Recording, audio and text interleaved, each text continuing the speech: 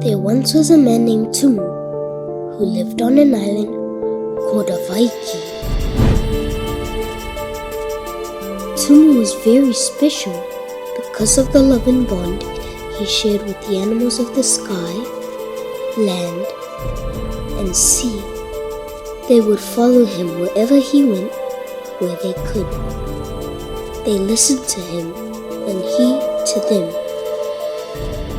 Every day, Tumu would travel to the islands across the sea to visit and be with the animals that lived there. He would walk on the backs of parrotfish, tuna, turtles, and more, as there was an abundance of them. As he did so, the birds of the air would follow above him in flocks, their wings and shadows sheltering and cooling him as he walked from island to island. Over time, Tumu noticed that it was harder to walk across to the other islands, as there were less of his friends around to help him. Tumu could not understand why his friends were disappearing. Worried for them, he called upon his ancestors for help.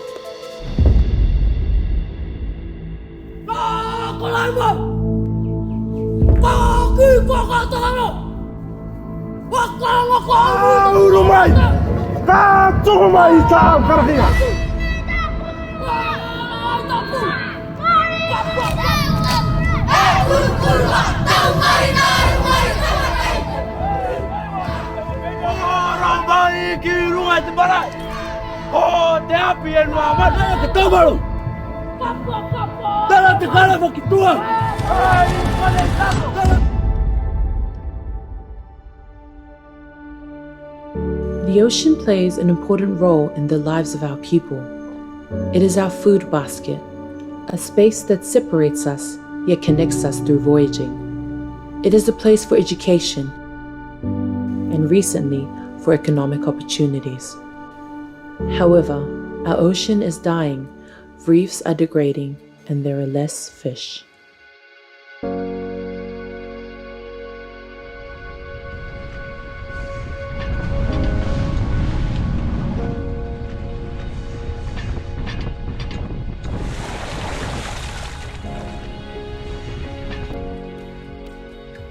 Ko te Tāua e Moana e tere teia, te atupu ia e te Ipukarea e tokotoru o ia Kōrero te Ōrau, te Ipukarea Society, perakatoa te Voyaging Society, e nārunga i tō tātou vaka ko ia te Marumaru Atua, no te Pā Enua i te Kōrero ki tō tātou i te tangata, no runga i te o manamana tāe tupu nei o tō tātou Moana.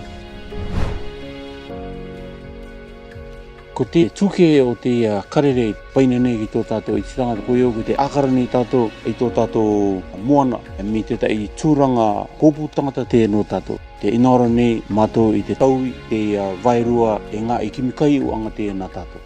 Ko te ngā i ko tō tātou Moana e piri anga taia ke te norira te tere karanga i ai ko Tāua e Moana.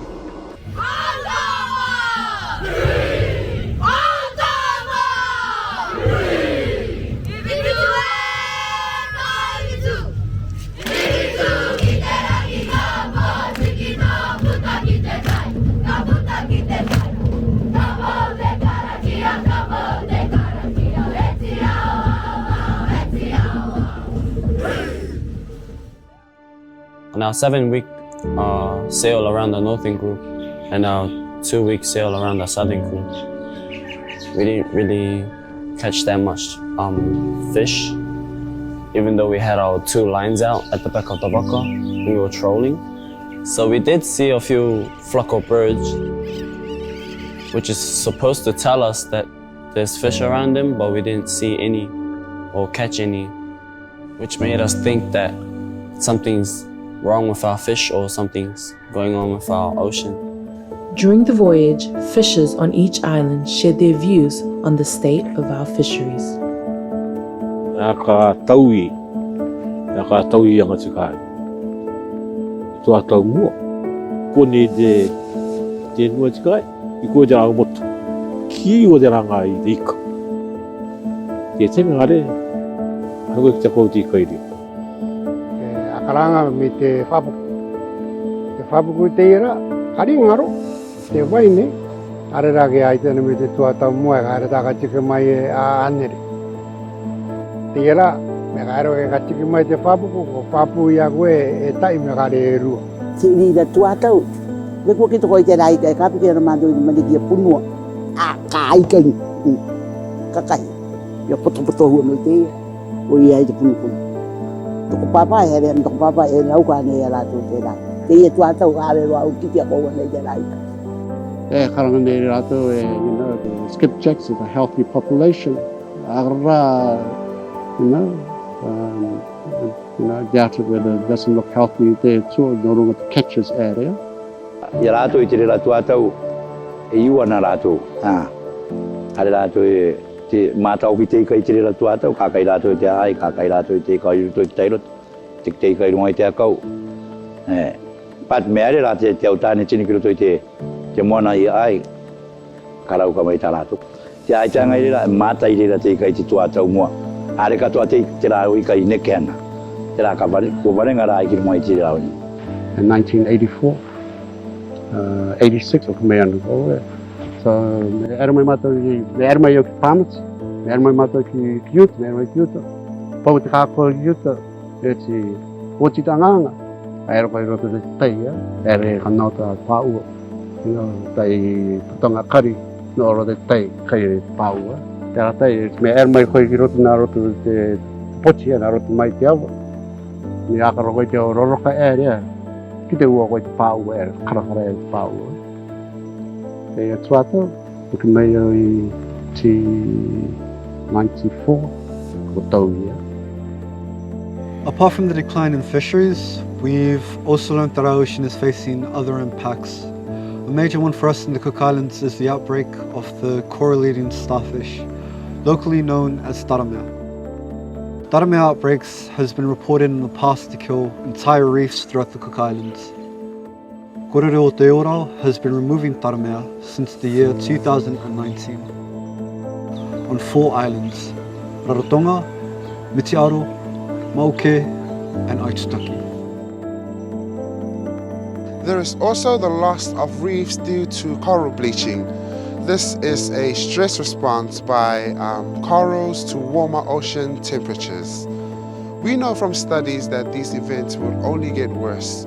I remember in 2015 on my island of Manihiki in the northern Cook Islands, large areas of our reefs were killed by bleaching. Even our giant clams were bleached and died because the water was too warm.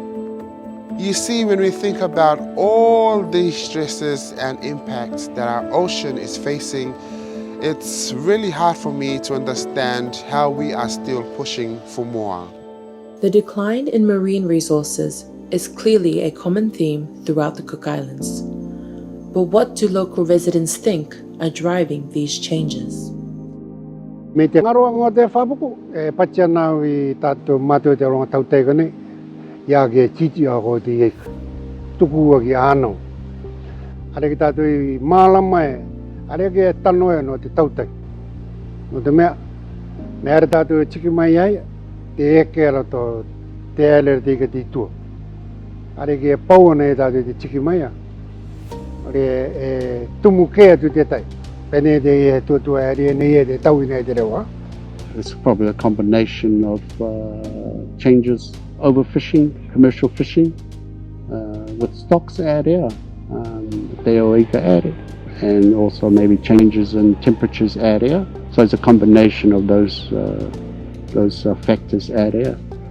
Tanua te Moana, te wera te Moana, tiki area te mea, auru re te ika area te rao. Penei pā, ngō te iau pai tautai tātātu I ki keni. Te tei au mea kua tāi atu ki te kupenga kua ora mai te tei au te ia pae oro mai ne nore kārea warenga. Are ra tāna te mea. E mātaro a te au I nimi roto I te Moana e kangani I rātou.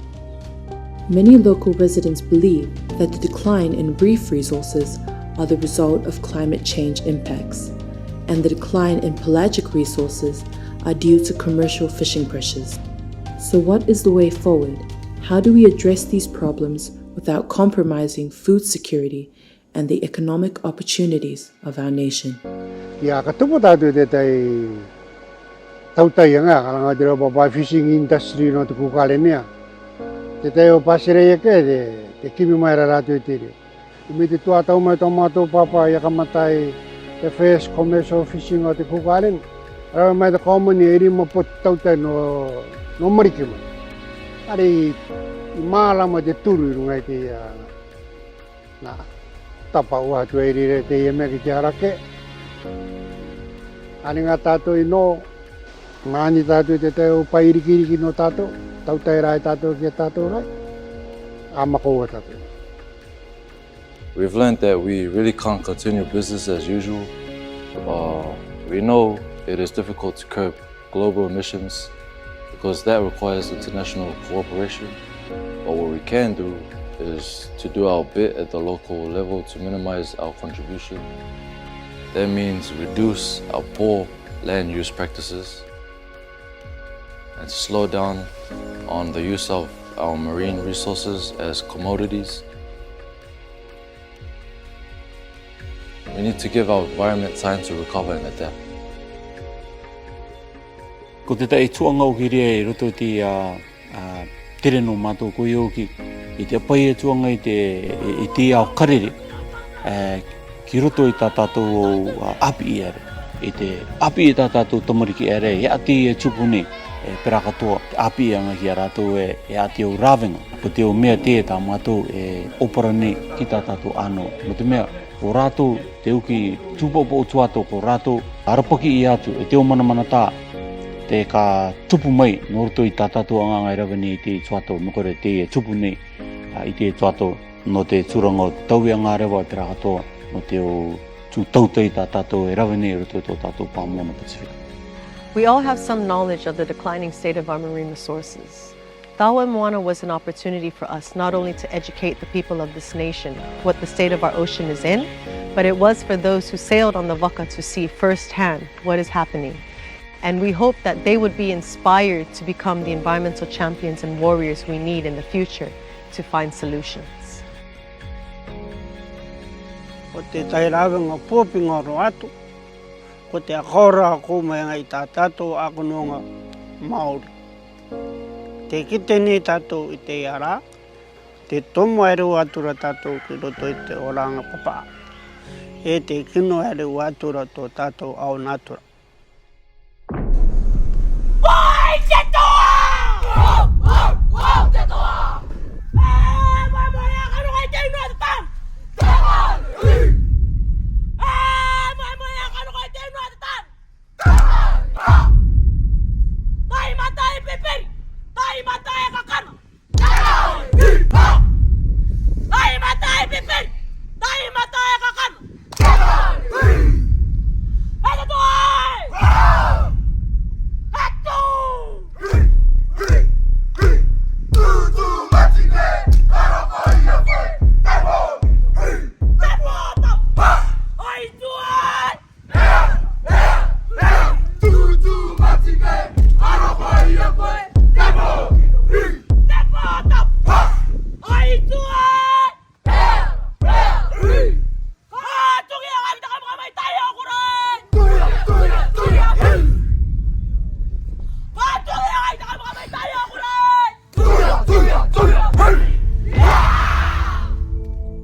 Time has passed and the state of our ocean continues to worsen.